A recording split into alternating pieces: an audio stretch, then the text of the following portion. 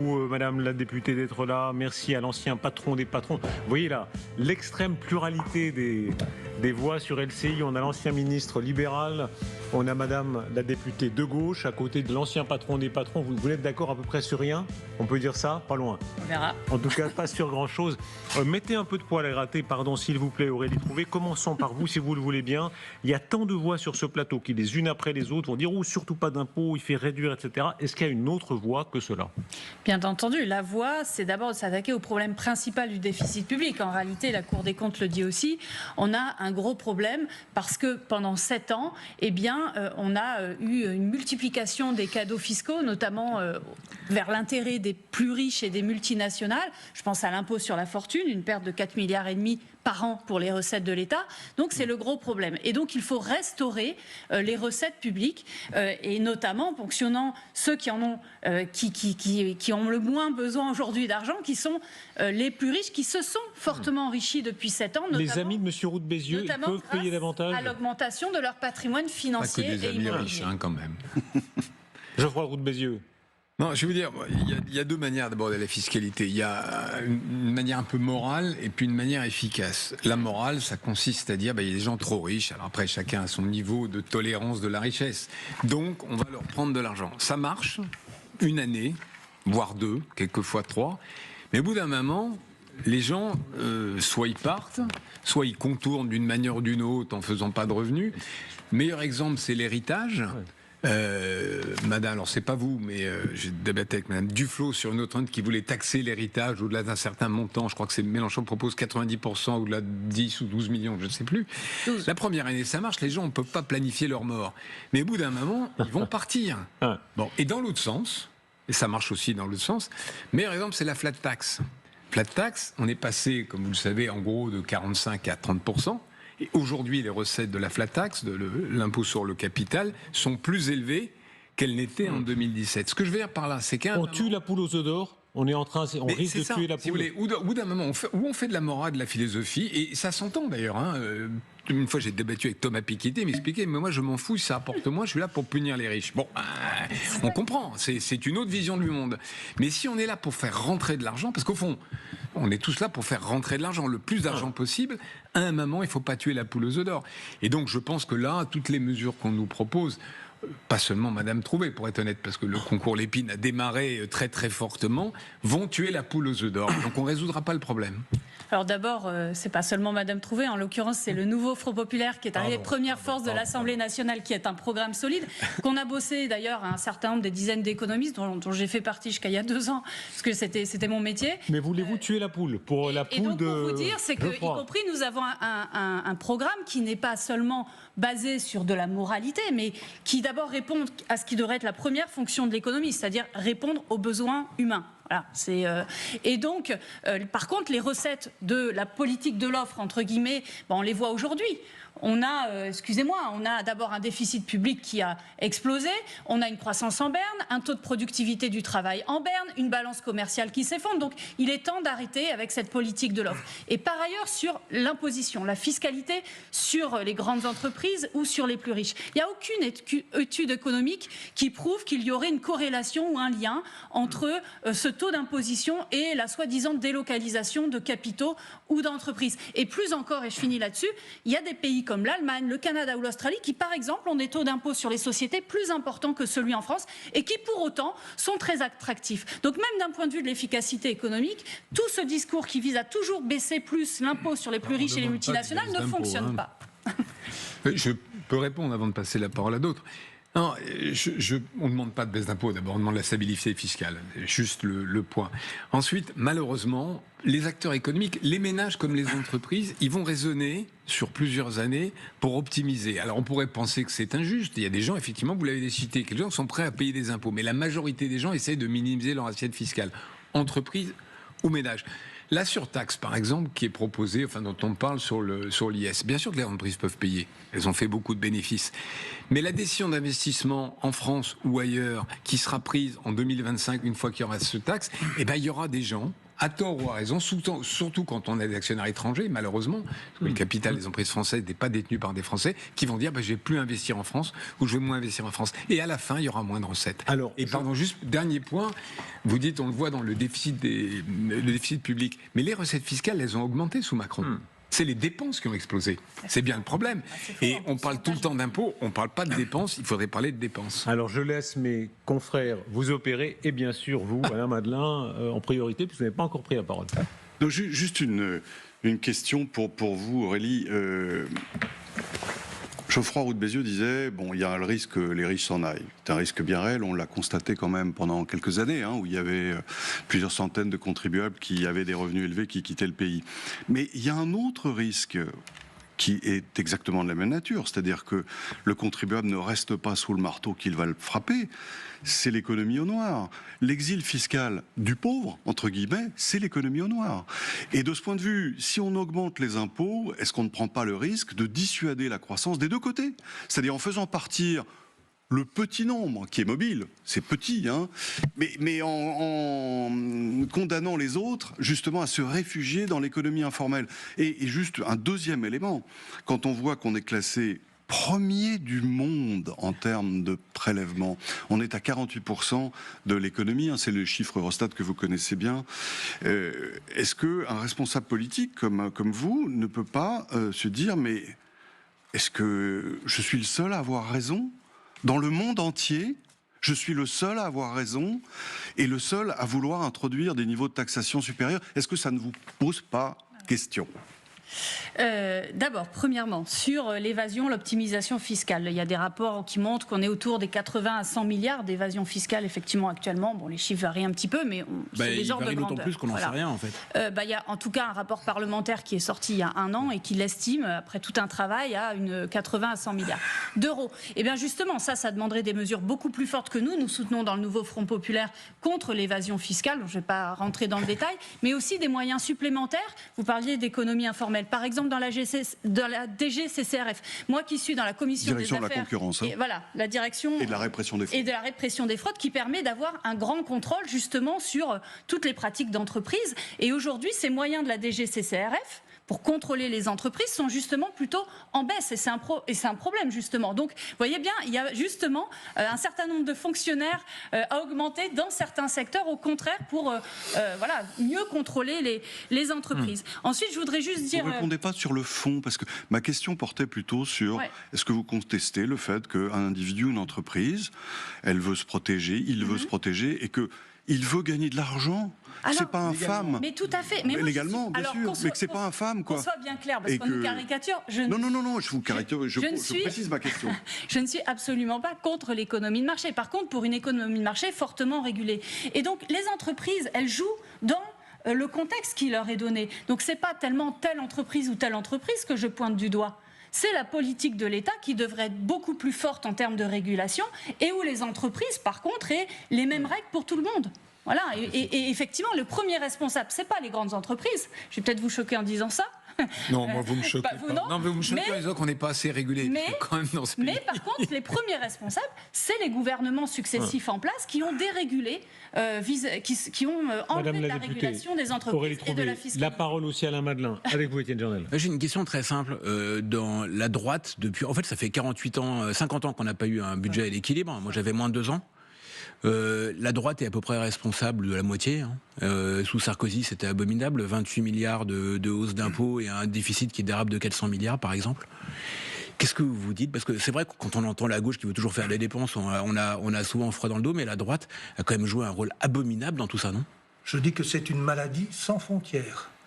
L'ami Moscovici, tout à l'heure, l'a nommé cette maladie. Ça s'appelle l'addiction à la dépense publique depuis 50 ans, de la gauche et de la droite. C'est une crise systémique. Ce que nous avons aujourd'hui, ce n'est pas une grippette qu'on va effacer avec quelques pansements, un petit peu de prélèvement, un petit peu d'économie. Non, c'est en réalité une longue maladie. La dérive constante de la dépense publique par un système de pensée qui est, disons, jacobin, marxiste, bonapartiste, tout ce que vous voulez, mais qui pense l'État d'abord. Et on en est arrivé à cette situation où nous avons l'économie marchande qui représente environ 45%, pour faire simple, et l'économie non marchande qui représente 55%. Mais en réalité, on a un petit moteur, tout petit moteur, qui n'est pas assez puissant pour tirer le reste. Et ça veut dire quoi? C'est pas français, ça? Est-ce que c'est pas fondamentalement français? Enfin, ça serait plus grave encore. C'est fondamentalement français, puisque lorsque l'on regarde les autres pays, nous voyons bien que nous avons le record de la dette, le record des prélèvements obligatoires, le record de la dépense publique. Donc c'est vraiment français. Donc il faut regarder ce que font les autres pour essayer de revenir au bon sens. Ce qu'avait fait d'une certaine façon tout petitement le président Macron en revenant à un impôt sur les sociétés un peu plus convenable et à un impôt sur le capital. Macron a été extrêmement étatiste. Non, mais attendez. Il a dépensé de l'argent comme avant. Attendez, mais je suis d'accord avec vous, M. Chernel. Je voulais revenir... Il a réalisé le rêve de Mélenchon, le quoi qu'il en coûte, c'est le rêve de Mélenchon. Juste sur la fiscalité. Les deux petits acquis de Macron, ils sont suffisamment importants parce qu'ils incarnent la stabilité de la fiscalité pour que je ne souhaite pas que l'on puisse revenir en arrière. D'autant moins que c'est une longue maladie dans cette histoire. Est-ce que la France vit au-dessus de ses moyens? C'était votre question de cette émission. Non. Ce n'est pas la France. C'est est-ce que l'État vit au-dessus des moyens des Français? Et la deuxième question qui se pose... C'est la même chose, à partir du moment où l'État se considère... Mais la deuxième question qui se pose, c'est que, en réalité, est-ce que la France produit à la mesure de son énergie et de ses moyens? La réponse est non aussi, parce que justement ce poids de l'État, le poids des réglementations, le poids des 11 500 lois, 400 000 normes, 130 000 décrets, ça paralyse votre vie, la nôtre à tous, mais ça paralyse aussi d'abord la vie des entreprises. Ce qui signifie qu'aujourd'hui, vous avez un formidable train de la croissance qui est en train de se former dans le monde. Est-ce qu'on va rester sur le quai ou est-ce qu'on va le prendre? Et on en est très loin. Oui. On sait qu'il faut avoir une réforme de l'État audacieuse. Personne n'en a parlé, personne n'en parle plus.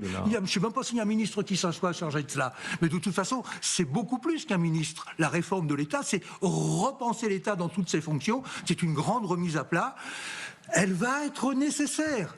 Parce que ça suffit, on ne peut pas continuer comme ça. Un seul libéral dans la politique française. Bah, il est là. Un seul. Non, moi je me réserve pour d'autres. Est-ce que je peux être, en tant que libéral, allez, un deuxième libéral. Désaccord. On a trouvé un deuxième. Alain Madelin. Non, parce que là où je suis pas tout à fait d'accord avec l'analyse, c'est que effectivement Macron a baissé les impôts. Tu vas le trouver. Oui, mais je finis. Mais il n'a pas baissé les dépenses, et c'est pas l'État qui dépensait tous les Français. Parce que en réalité, si on dit les choses autour de cette table, en quittant les éléments de langage, la dépense publique, on en croque tous. C'est ça la réalité. Surtout le patronat. Et le patronat également, cher monsieur Madelin. Le patronat également, mais pas seulement. Pour abonder. Ce que je veux dire par là, c'est que, je vais vous donner un exemple personnel, comme ça agrée. Moi, j'ai eu 4 enfants, j'ai touché des allocations familiales. Bon, est-ce que c'est normal ou pas? Je suis pas sûr. Ce que je veux dire par là, c'est que ça commence par les Français. Non, mais ça commence par les Français. Et c'est ça le problème. Si je peux développer, je vais rebondir juste là-dessus. Et quand du coup, je vous ai entendu pendant un petit moment, je finis juste. Et Emmanuel Macron a fait un effort énorme pour faire de la politique de l'offre. Ça a développé l'entreprise, ça a créé des emplois. 2 millions d'emplois. Mais pour l'État, zéro. Mais pour l'État, zéro. On est d'accord. Ce qui n'a pas marché, c'est qu'on a continué les dépenses comme si il s'était rien passé. Et même pire, on a fait effectivement quoi qu'il en coûte. Parce qu'on va ouvrir le chapitre suivant. Et je vous redonne toute la parole, Aurélie. Mais d'abord, M. Madelin. J'ai parlé de l'addiction de la classe politique française à la dépense publique. En réalité, c'est une maladie qui entraîne aussi une addiction de l'opinion publique. C'est bien sûr. Les Français souhaitent, mais si on leur dit « vous avez qu'à demander, l'État est là », ils vont dans la rue avec des pancartes et ils se sont habitués à dès qu'il y a un problème, l'État a une réponse. Il faut relire le discours de la servitude volontaire d'Étienne de la Brécy, qui est extraordinaire pour expliquer ça. Comment, en réalité, l'un façonne l'autre. Parlons-en, puisque vous amenez la question un peu iconoclaste. On peut parler de l'État social français. On peut parler même de quelque chose de plus ancien, les 35 heures. Est-ce qu'il y a eu une forme de mensonge français, de rêve français, de travailler moins et ce ne sera pas un problème? Regardez ce tableau. C'est vous qui l'avez amené, François Langlais. Langlais, sur le nombre d'heures travaillées. C'est sans doute le critère le plus objectif. Expliquez-le nous, François Langlais, parce que c'est très important ce tableau. On prend l'ensemble des heures travaillées dans un pays en une année. Et on le divise par le nombre d'habitants, quel que soit son âge, de 0 à 100 ans. Et on obtient cette hiérarchie où on voit que la plupart des pays sont aux alentours de 900, 750 heures par habitant. Encore une fois, ça mesure la quantité de travail produite dans un pays à partir de laquelle s'opère la redistribution, le prélèvement d'abord et la redistribution ensuite. Et on voit que la France est le pays qui a le nombre d'heures travaillées le plus faible au sein de l'OCDE. Ça paraît incroyable. C'est-à-dire moins que les Hongrois, que les Américains, ça on s'y attendait un peu, mais moins que les Italiens, moins que les Espagnols, tous les préjugés. Dieu sait s'il y a des préjugés sur ce genre de sujet. Tout ça vole en éclats. Malgré la hausse relative, parce qu'on est passé de 630 à 664 dans la dernière année grâce à l'augmentation du taux d'emploi. Il y a plus de gens au travail. Mais si on fait le calcul à la grosse, on voit que 600 heures, c'est en gros un tiers de temps plein. C'est-à-dire que chaque actif qui travaille à temps plein en France finance un jeune, dont il faut financer la formation, et un senior, dont on finance la retraite. Alors attendez, je vous pose tout de suite la question et après on va ouvrir, parce que déjà je vous vois Aurélie Trouvé qui vous fusille du regard. Mais non, tout de suite incontestable, c'est des alors chiffres. Attendez, si, il y a une chose qui est contestée toujours, les Français vous répondent toujours quand vous montrez ce genre de tableau, mais la productivité est meilleure en France. Est-ce que c'est normal, vrai? on a plus de chômage. Et bien sûr, si vous voulez... C'est une analyse ex post. On regarde le PIB, on divise par le nombre d'heures, on dit ah bah oui, c'est pas mal. Mais ça répond pas à la question. Là. Et on ne sait plus très bien ce qu'est la productivité aussi aujourd'hui. Alors, car l'économie par ailleurs, elle est en baisse. Prenons la question de fond. Prenons la question de fond. Est-ce que François Mitterrand, mais c'est pas lui en particulier, est-ce qu'il y a une forme de mensonge français où on a dit aux gens ne vous inquiétez pas, tout le monde va travailler moins et ça ira très bien. D'abord, je veux répondre aux chiffres. Là, je suis désolée, je réponds comme ma casquette chercheuse en économie. Simplement, c'est très compliqué sans savoir exactement la méthode parce qu'il y a d'autres évaluations qui montrent au contraire que nous avons un nombre d'heures par semaine travaillées en France qui est supérieur, par exemple, à celui de l'Allemagne. Donc, mais c'est pas le même indicateur. C'est pas contradictoire. Je ne l'ai pas sous les mains. Je vous dis simplement que d'autres chiffres montrent qu'au contraire, en France, on travaille plus par semaine par rapport à ça n'a rien à voir si vous avez moins de gens qui travaillent. Ça dépend, si vous voulez, la méthode. François Langlais, je ne vous ai pas coupé. Alors, si vous me le permettez, je voudrais bien... Je vous donne un élément précis. Mais là-dessus, sur les heures de travail, Madame la députée, parce que c'est quand même très important. Est-ce qu'on a menti? Est-ce que je peux vous dire, si vous me laissez finir là-dessus, c'est que, par ailleurs, quand on a fait les 35 heures, toutes les évaluations économiques montrent que ça a permis de créer un grand nombre d'emplois, de faire baisser le taux de chômage. Voilà, donc, et ça, c'est... écoutez, je vous le dis, c'était... compris des chercheurs en économie. Mais si Alain Madelin, le dernier libéral de France, veut nous prouver le contraire, qu'il le fasse. Facilement. Ensuite, je voudrais répondre à mes deux voisins. C'est de la blague, dit-il. Je voudrais répondre, si vous le permettez, parce que j'en ai pas eu l'occasion, à mes deux voisins sur il y aurait trop de dépenses, nous sommes en addiction, etc. D'abord, la dépense soit à peu près à hauteur de 56-57% du produit intérieur brut français depuis près de 20 ans, donc il n'y a pas d'explosion des dépenses publiques du tout. Par contre, ce sont les recettes publiques qui ont reculé, notamment depuis 7 ans et sous la présidence Macron, à coup de cadeaux fiscaux, comme je le disais, notamment vers les plus riches et les multinationales. Mais par ailleurs, la dépense, c'est pas mal. Ça peut être même très bien, c'est la santé, c'est les écoles publiques, les hôpitaux publics. Les keynésiens disent ça. Il faut alimenter la machine. Mais attendez, avec des besoins collectifs en augmentation. Par exemple, on a de plus en plus de retraités par rapport au nombre d'actifs, donc il va falloir payer les retraites. Il y a de plus en plus de besoins en matière de santé, et tant mieux. Et d'ailleurs, vous le savez, le dernier rapport de l'OCDE qui est paru aujourd'hui montre que, au contraire, il y a beaucoup de pays européens qui sont en train de revenir à ce qu'on appelle une politique de la demande et à des dépenses supplémentaires, une imposition supplémentaire aussi sur les grandes entreprises pour ça. Et je finirai par une dernière chose quand même. Le premier problème pour les entreprises que montrent notamment les enquêtes du ministère de l'Emploi, le premier problème, c'est pas les charges, c'est la demande populaire qui est en face. Et le problème aujourd'hui, il est qu'on a une restriction du pouvoir d'achat des classes populaires.